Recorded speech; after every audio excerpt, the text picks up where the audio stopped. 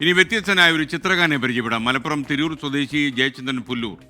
എല്ലാ ദിവസവും ഒരു ചിത്രമെങ്കിലും വരയ്ക്കുക എന്നതാണ് ഇദ്ദേഹത്തിൻ്റെ രീതി. അങ്ങനെ ഇപ്പോൾ 700 ചിത്രങ്ങൾ പിന്നിട്ടു.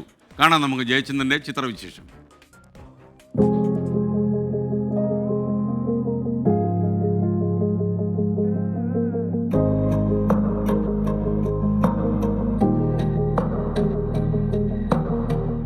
ജയചന്ദ്രന്റെ ദിനചര്യയുടെ ഭാഗമാണ് ചിത്രം വര.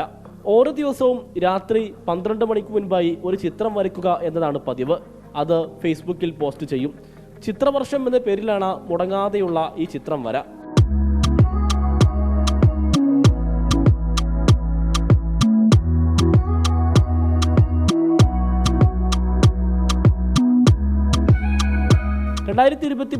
ജനുവരി 1 ആരംഭിച്ച ചിത്രവർഷം ഇപ്പോഴും തുടരുന്നു.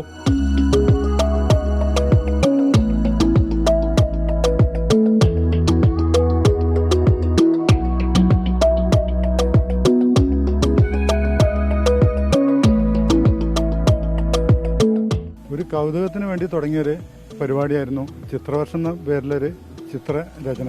ദിവസവും ഒരു ചിത്രം വരയ്ക്കുക എന്നുള്ളൊരു ലക്ഷ്യം വെച്ചിട്ടായിരുന്നു തുടങ്ങിയത്.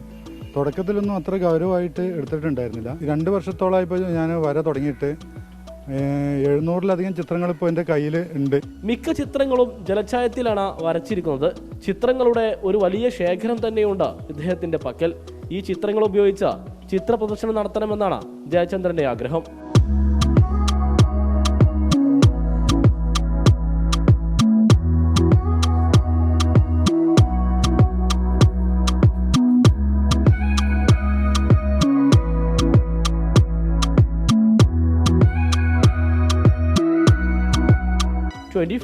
തിരൂർ.